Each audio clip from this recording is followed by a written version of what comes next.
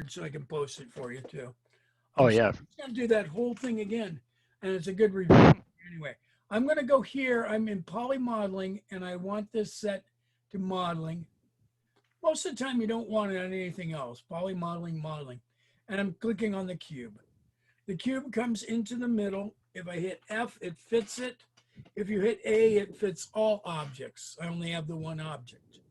Here in my channel box, which I used to call properties, if I scroll down, this polycube has width, height, depth, and the divisions. If I marquee and go here and I say 3, you can make a Rubik's Cube.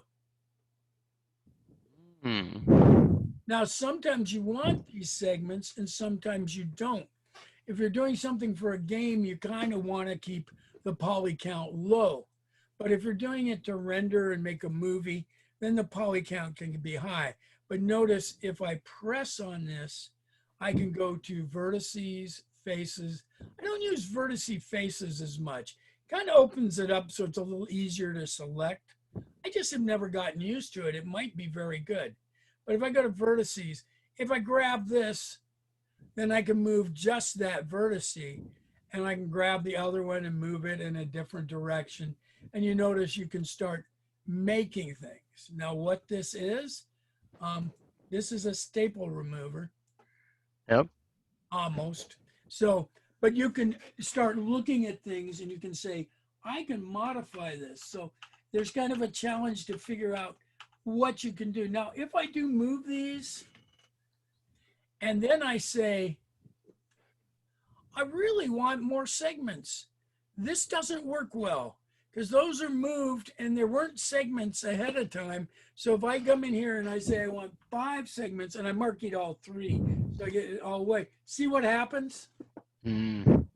Because those segments were there, and then if I move these, it throws in the segments and says, well, you must have been moving this vertice. So if you want to change the number of segments on an object, you've got to do it in the beginning. You need to decide in the beginning. Otherwise, it's going to give you something that's unpredictable. Okay. Now this width and height and depth, that's 1 unit. Now in my preferences under Windows to their preferences, it's under here, settings and preferences. If I go in and I look at units, mine's probably set to centimeters. So I think it's down here under undos. I've got it set to infinite, which could bog things down eventually. I think if you set it to 100, you might be better off. The time slider here tells me frames per second, and they normally do it at 24. But everybody's animating things at 60 frames per second, Spielberg. But I sometimes do things at the 12 just because I'm using them for the web. It makes them smaller. So selection. So in here, there is one of these that tells you the units. And I always forget, but I will remember from now on because you will remind me. It might be settings. And so mine's set centimeters. But if you prefer to work in inches, meters, yards, feet, you could. I like centimeters. They work fine, or meters. If you wanted to make this the actual size, you wanted to make a spaceship that was 8 meters across, which is pretty big, 24 feet about, you could do it. Or if you were going to make something to 3D print, you could do it. So if this is set to 1 and my unit is centimeters, notice it also has the up axis as Y. In CAD systems, it has the up axis as Z, which is confusing. A lot of 3D printers, the up axis is Z. So if I bring this into a 3D printer, it's always going to be rotated 90 degrees wrong, and I just have to rotate it in the 3D printer. So interesting. That's a good thing to remember. Yeah, you might want Z up. CAD systems are all Z up, but animation's all Y up. So it's kind of weird. Now, so this is 100%. So if I want to make this width 2 times as much, I can put 2 in and I have it 2 times as wide. If I want to make the height 2 times, and the depth 2 times. So you can see that you can make a box of any size and dimension. Let's see. And the more detail you want would be more segments, right? More segments, depending upon what you're trying to make. If you're trying to keep Okay. it square, you probably don't need all the segments. All right. But let's just say this, that I've done this and I've decided I liked it. I can come in here and you can duplicate this, Control D, and notice the checkerboards. What did I say about the checkerboards? When you duplicated something? You always got to move it, right? You always move it. Good. So, because it's going to give the textures really odd because it doesn't know which one to put the texture on, and it confuses Maya, and you don't want to confuse Maya because it fights back. So this one, notice if I click on this one, since I duplicated it, it has no settings because it's just the original one that has those settings. Interesting. So it's only duplicating the size It's duplicating the size and the segments, but it doesn't let you change it at all. Okay. So that's something to think about. Now notice this has been translated on the X 2 centimeters, almost 3 centimeters. See the grids, 1, 2, 3, moved it over 3 centimeters. And if I snapped, which I could snap and move it over. Come on, you can snap. Come on, you're being stubborn. All right, he's being stubborn.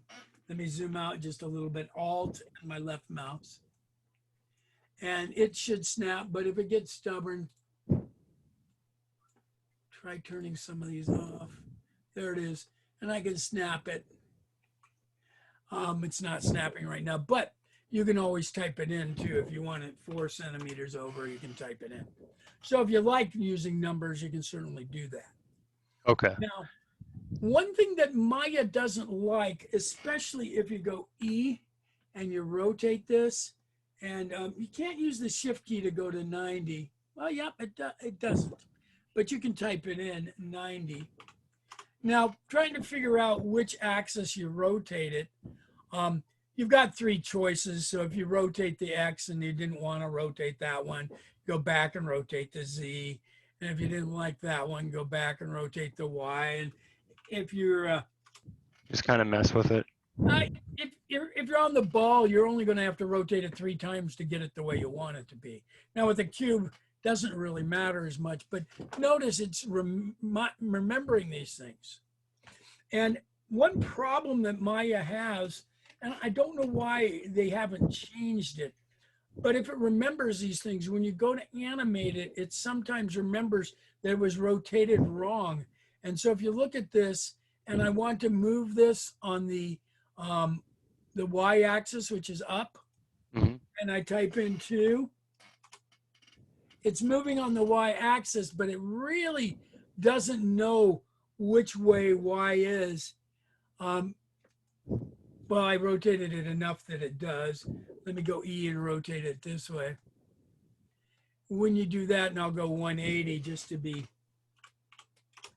a perfect alignment. If I hit W, it sometimes gets confused and it doesn't know which direction Y is, okay? It's treating me badly because it's actually remembering. But in most cases, before you animate things, you want to go over here and under modify, under edit, you want to delete by type history. And then under modify, do you have to do that with Macs? I don't think so. I don't know. Watch when I freeze transformations. So it says that this is the new 000 for this object. And so if I ever wanted to get exactly back to this position, I just have to type in 0, 0, 0, and it'll go exactly back to that position. So that's a good thing. Yes, especially if you're modeling multiple things in a scene and you need everything precisely in a certain spot. Right. Yeah, so freezing the transformation, but also before you animate, you have to do it, or it has this little thing where it remembers and it gives you a weird twist when you didn't need it. Also, it does a thing sometimes called gimbal walk, and I first heard it in Apollo 13 where they're shooting the retros and they're going all over the place. Oh, we're reaching gimbal walk. It's where mechanical devices actually go so far that they can't turn anymore if you had a crane or something like that. And this is actually a virtual gimbal walk, which is not good. It happens when you least expect it. So before you animate things, make sure you edit, delete by type history, and then modify. So if I rotated this, I'm hitting E and rotating it 45. Doesn't have to be 45, but 45. 456. I want to go 45. And hitting enter. Then if I froze the transformations under modify, it would keep this as this original position.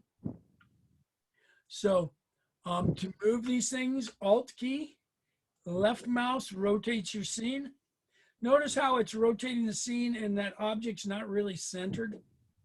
If you hit F and you hold the Alt key and rotate it, it's actually going to be better centered. I'm going to hit F and rotate it. And so it helps you. If I hit A, it shows both of them in the center. So there's just a couple quick keys, F and A. F fits one object, A fits all objects.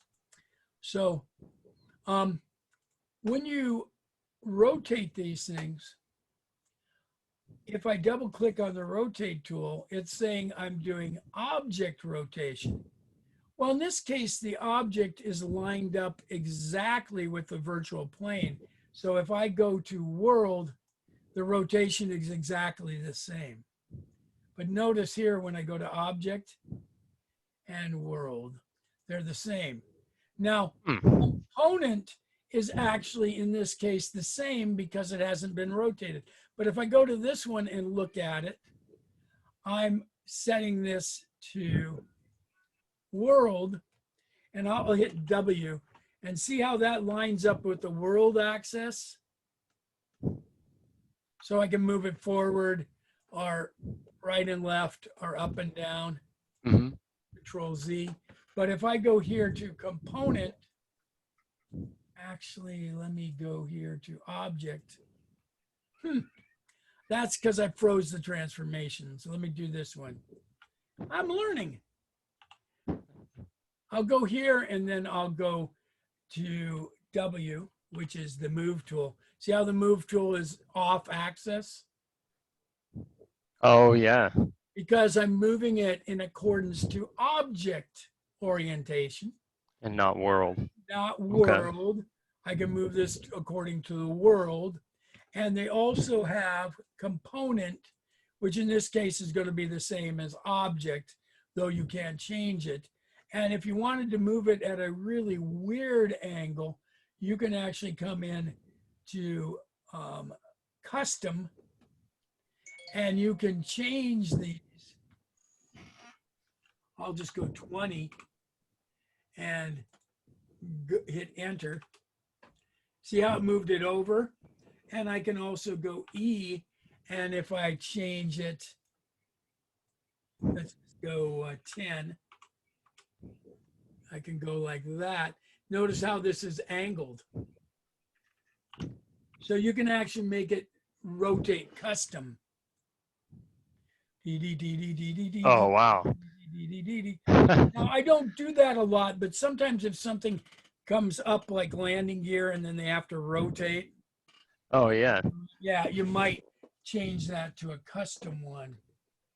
Oh, wow, that's pretty detailed on. Yeah, there's a lot going on in Maya, but once you learn it, it's very helpful. Let me just answer this text message. I'm painting neighbor's house because they didn't trust other people to paint it. And I was pressure washing it today. I happen to have a pressure washer. Have never used it. I've had it for 40 years and it works really well. But it's it's tiring. Oh yeah, I bet. Came in handy though, finally. Yeah, I mean, I put in a couple hours and said, no, forget this. I'll come back on Monday. It'll be a little cooler. Though pressure washing, you get a little wet, so it's not as hot as it could be. So you have all these different things. Now, I've never really used gimbal or gimbal at all. So I'll have to look up gimbal and see. It's never come in handy. So with these, your right mouse goes to object mode, then you can hit delete. Oh, okay. Undo is Command Z. Your right mouse goes to edge, and so you can grab a particular edge.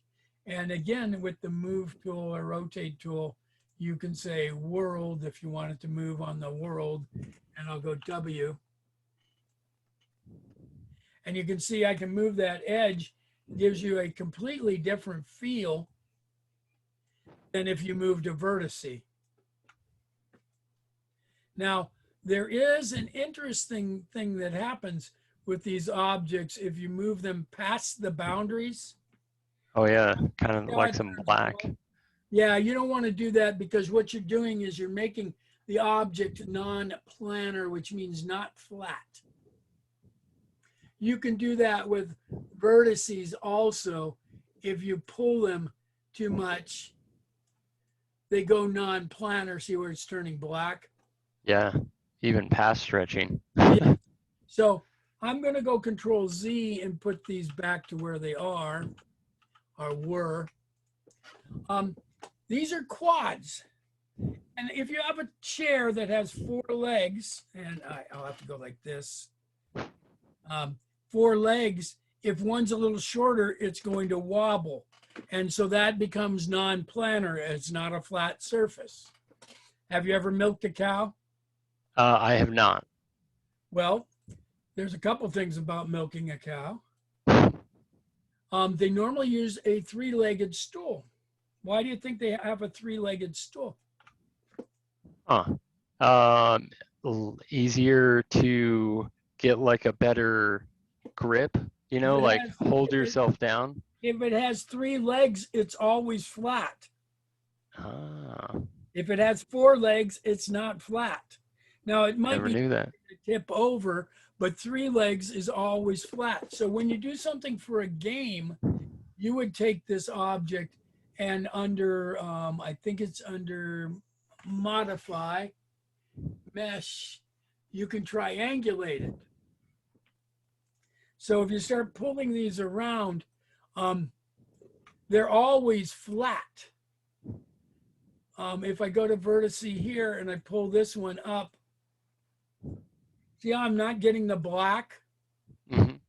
Because 3 points are always planar or flat. Now, I can push it inside out and mess it up, but for games, they go with triangles because they don't become non-planar. Now, I like working with quads.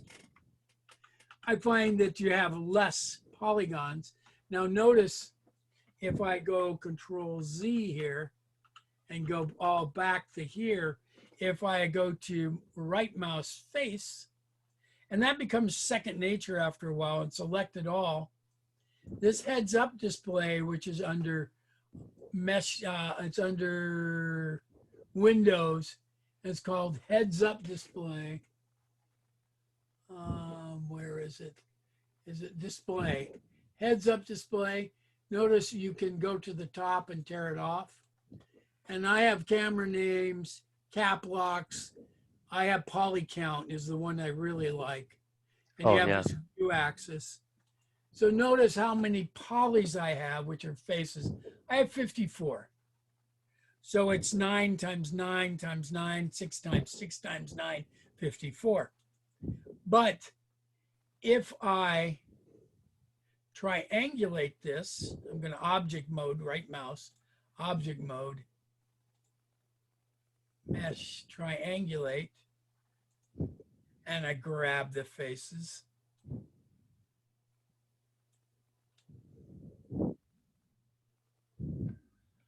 I have Loads more. 108 because it's making the quads into triangles. So if you're trying to keep a lower poly count, you want to remember that when you triangulate it for a game, it's going to double the poly count. So I'm going to undo this and go back until it's triangles. Now, you can actually go and grab an individual face. You can move it.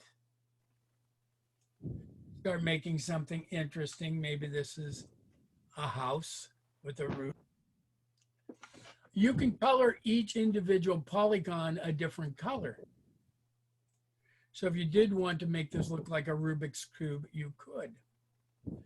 Now, the thing I really like, my favorite tool, and this is all angled weird, so let me just do this. I'm going to select them both, object mode, hold the shift key, get the other object. I'm going to delete them and just put the cube back in.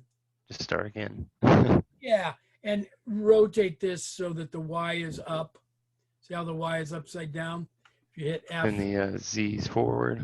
Z is forward, and then you can start it. It just makes your life easier. You can rotate things afterwards. If you made your whole blimp upside down and backwards, it would be a submarine, and you just have to rotate it.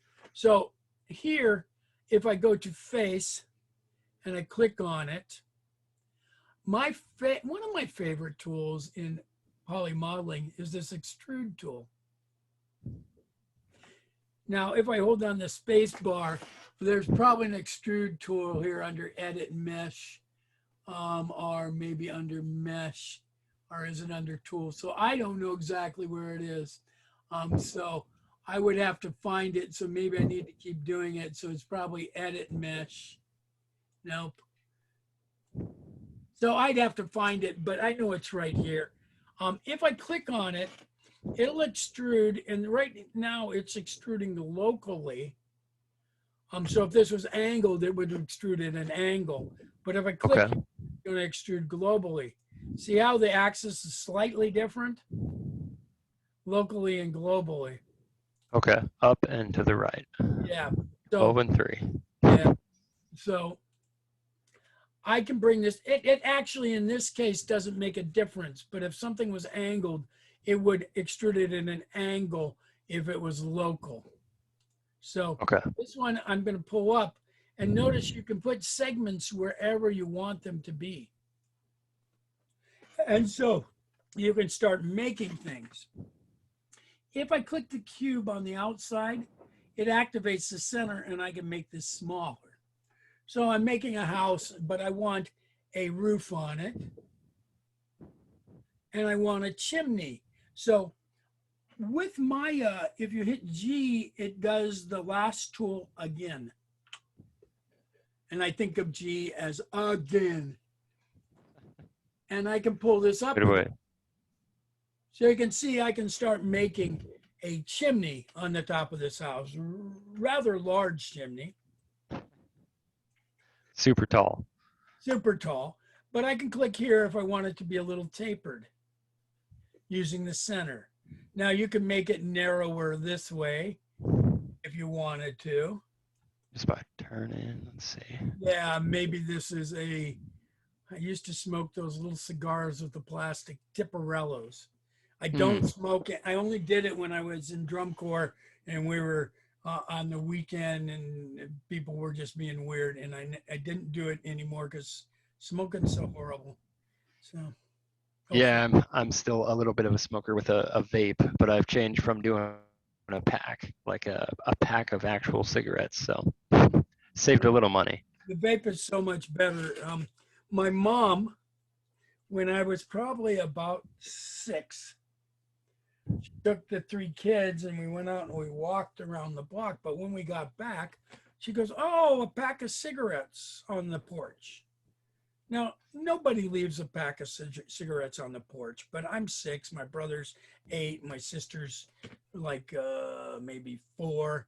And so she takes us into the kitchen and she lights up about 6 cigarettes and puts them in her mouth and she's puffing away. Her whole kitchen is full of smoke detectors back then. And she's puffing away and coughing and wheezing like a mad woman.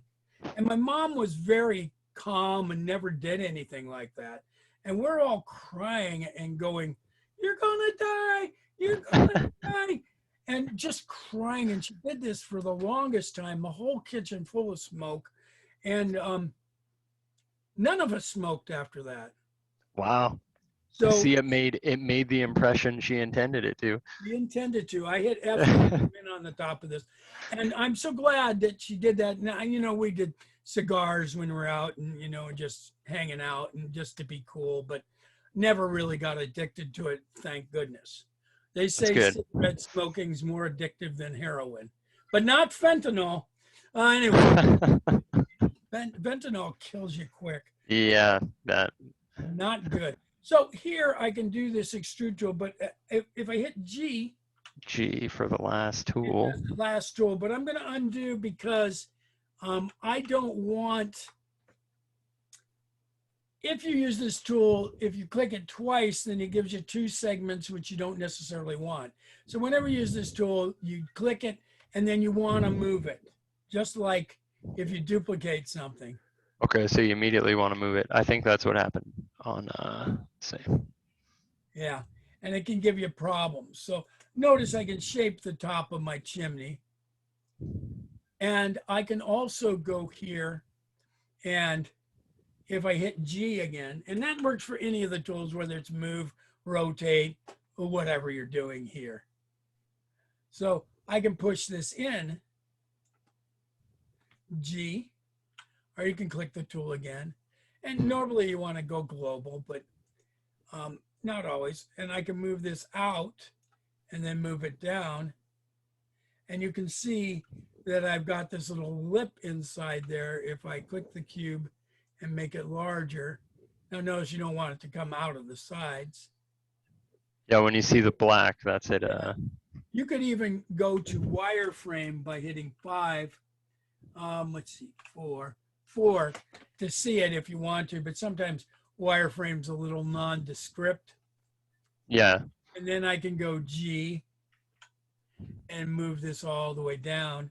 And so if you really wanted to, you could Control Z. I'm using the arrowheads to move this case, the blue one. You could even have this come through into the inside and delete this polygon right here. I'm just going to go delete.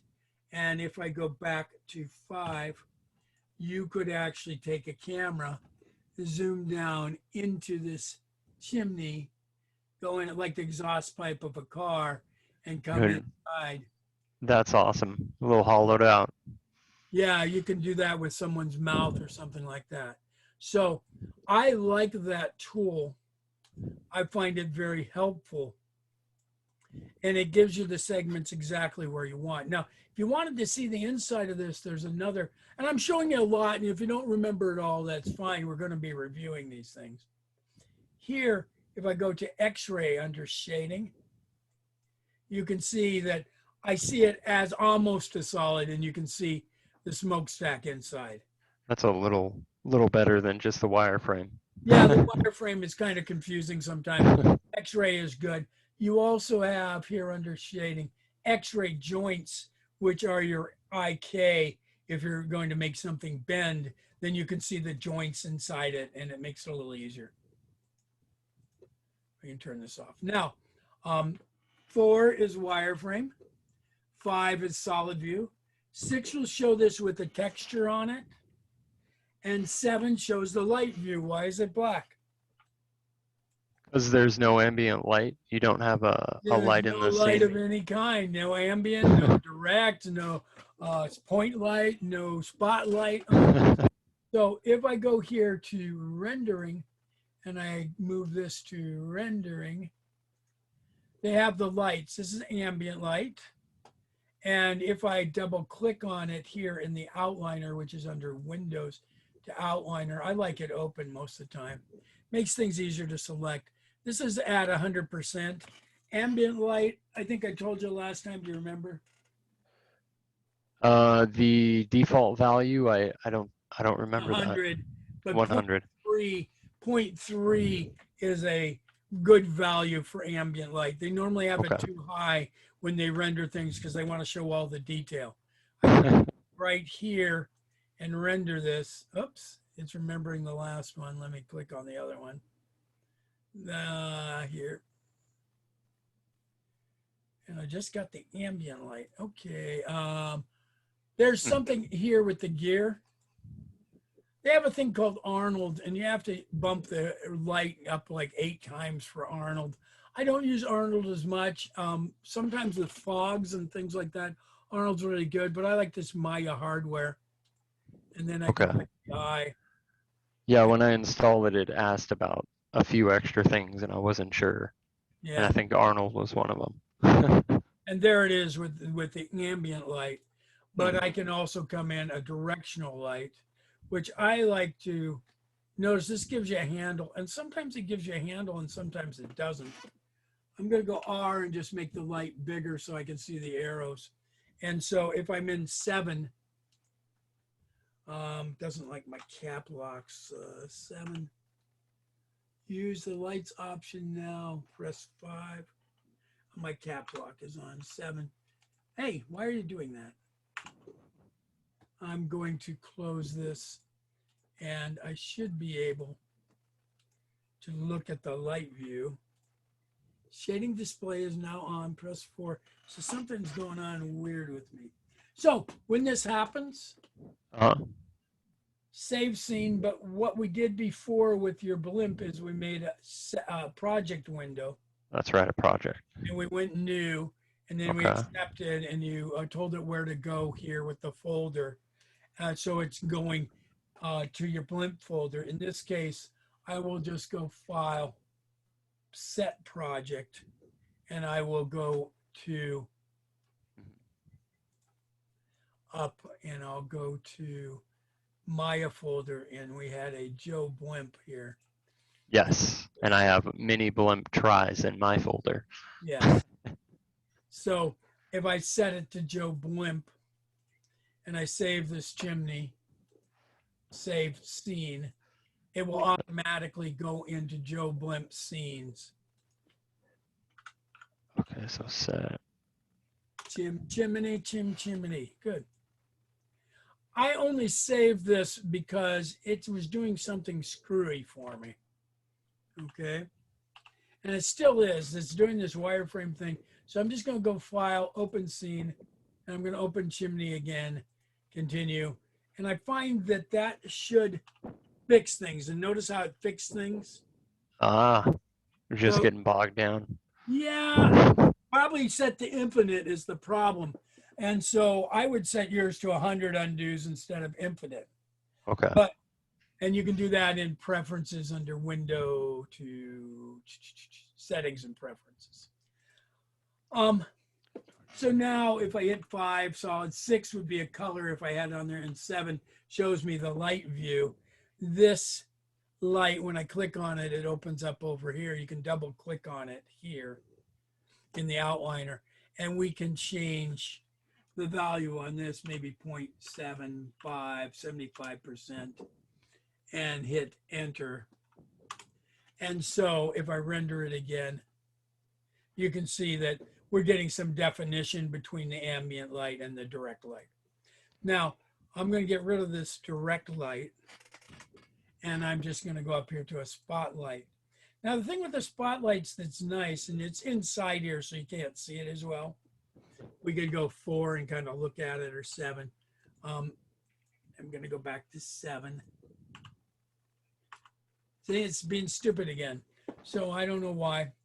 But if we have the spotlight selected, you can go to this panel. And this is the only place I know this is. And you can look through selected. Now, this light is looking and it sees the big gray thing. So if I move it, and I can move this just like I move any other object while I'm looking through it, I can use the Alt key and the left mouse to zoom out. I can use the middle mouse holding it down to move up and down. You can also scroll the mouse to move in and out. So you're the light. And yeah, I'm like looking through a flashlight. I like thinking of it as a scope of a rifle, and it's right there. And so this spotlight has an intensity of 100%, which you could change. It also has a thing called the penumbra. That's the softness of the edge. So you can see I can make it soft or hard. And so if I rendered this, it's a soft edge. If I made the penumbra 0, then it's a hard edge. So if you're doing this kind of cartoony look, Yeah. I like a little bit of softness on it. So I'll just go here to a little softness. Now, all the lights, you can put color in them. So here the color, if I double click, I can pick a color. Now, the problem with this color window is at the very bottom, it says apply, done. But I always forget because it's at the very bottom. So if you change this, what color do you want it to be? Green works. Green, red. So we can go up here and pick a green color, move this into a nice kind of green screen color. You ever wanted that to drop out, you could do that in After Effects too. And I'll say done. Now, the problem with having a green spotlight is if this object's red and it's a green spotlight, it's going to look brown. So changing the color of the light is great, but you just need to know it's going to affect the color of all your other objects. And all the textures on them at that time all too. The textures, it's going to modify them slightly depending upon how light or dark your colors are. Notice I don't like this at the bottom. I have to go there. So the ambient light, I made a yellow color. Okay. That's cool. You can edit that. Done. And then the direct light, which I'll throw in again, I will make it blue, cyan, and I'll say done. And if you get to the point where these are all mixed together, it makes white light. So if I had 3 lights that were all mixed together, which I'll do the spotlight, and then you can make a white light. You can make a white light. It's different than color. It's the additive model. So you can duplicate these, Control D, and I'll just move it over, look through selected, and the Alt key moves it just like you're moving anything else. And I made this spotlight RGB, red, green, blue. So I'll make this one red, kind of a magenta. And I think I needed to say done. There it is. You can see it there. See how it's getting a little whiter? Getting a little bit of that overlap. Yeah, and if I go spotlight, Control D, and I go look through selected, and I move it, Alt, put it over here. I'll scoot back a little bit, or in a bit. Put mine on either side. Yeah, and then I'll make this blue. And I'll say, hate this at the bottom. It should be at the top. So you're seeing that it's starting to get that color in the middle white. I think my red spotlight is not red enough. But you can see you can mix colors, which is, it's kind of fun. Now, yeah, that's really cool. With your textures and with your lights, if you click on this grid here, you can put different textures into your light. Like if I wanted this to have a checkerboard, I could put it into my light with white and black. Or I could, let me go to a different spotlight, this one, and click on this. You could actually find an image. Now, normally that image should be in your source image folder, but I'm going to go here to File, and I'm just going to search And I'll go to my desktop because I've got some pictures here of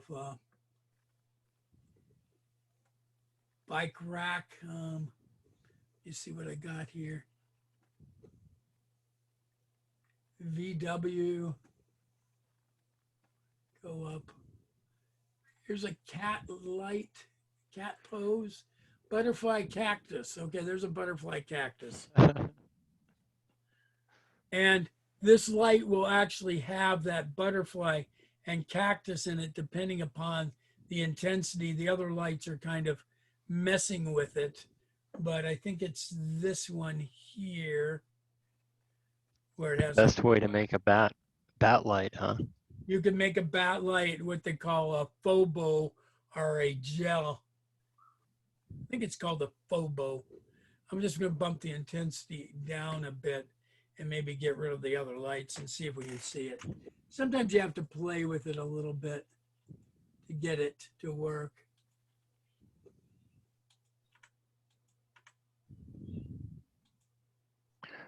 And you can just do a whole bunch just with the lights in this. Well, you Crazy. can. Now, if you look over here at the lights, see how it says visibility on or off?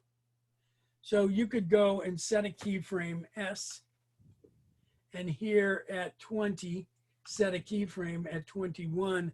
I could tell my visibility to be off. You can type 0 or 1. 0 is off, or you could type on and off. And so my light is off. So the light is here, but then it goes off at, oh, I didn't set a keyframe. So I have to go 21 and set this to off. And then here with visibility, I use my right mouse, set the key selected. So now the light is on, off. So here it's off for a little while. S, go one frame more, turn the light on. It's 1. Then key the light. And so the light is on, off, on, off, on. You can change the color over time and key it. You can change the intensity so it gradually fades out, or you can have it blink. You could change the color of the light. You can do a lot of these things with objects too. You can turn the visibility of your Wonder Woman airplane to off, so it's invisible. With this, and I'll show you this, but you don't have to remember, and we'll call that a lesson. Under Windows, there's an animation editor and a graph editor. And you can see these keys here that are on and off. And it's visibility if you click on it. And you can actually turn these on or off here too. But if I go there and go to curves, I can say post infinity cycle. And if I use my Alt key to move out, just like, see how it's repeating it? Saving you all the keyframing. Yeah, so I don't have to do it. And no matter how long this is, it's just going to continue to blink on and off forever. Now, the thing I don't like about that cycling is that I can't turn it off at a certain point, but you could make a copy of this and render it from the same position where you turned it on all the time. So there are ways around that. Otherwise, you just have to copy and paste. So that is awesome. Next time we do a lesson, I'll have you buy me some KFC. I'll give you my information and we'll do it. I was going to say, send me your information and I can, do you have Venmo or PayPal at all? I got PayPal. Okay. Oh, you just want to send me money for the lunch? Yeah, sure. That works out. Probably the best. Like my schedule's pretty crazy. $10 or something like that. Okay. And that'll do. Okay. Thank you so much, Doug. This is great. My actual idea for doing this, I really wanted to try to model my store. So. Okay. You have a real store or a proposed store? It's just a Best Buy. You know, the inside of a Best Buy. So. Oh, okay. And that's where you work?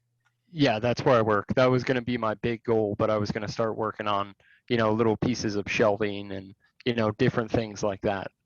So, Okay, very cool. And those are they're a little simpler, so it's a good thing to start with. I figured some of the shapes were kind of easy. I stare at them all day, so. Okay, we can start doing that, and then you could animate yourself in there. We can make a person that has your image on it. Oh, that'd be awesome. All right, very good. I don't think I'm going to save this, Chimney, but Yeah. I will save the video and probably post it. Great, and I'll go back if I need to remember any of these. Yeah, I'm busy tomorrow, so I probably won't do it till Sunday or Monday. Oh yeah, no worries. All right, you take care. And Thank you so much, very Doug. much and if you know someone else who wants to join us, I would like to get 4 or 5 people. The 2 other people I have are kind of right in the middle of film school, and it's a little hard for them. Okay, I can actually ask around at work. I think there might be some interest. I'm trying to get people that are cool people Okay. that don't cause problems, people like you. So, Kind of chill, understanding, flexible. if we get assholes, then I'll just stop teaching them. So, yeah. So, try to keep it as non-toxic as possible. I don't want any drama at all. Yeah. Well, thank you.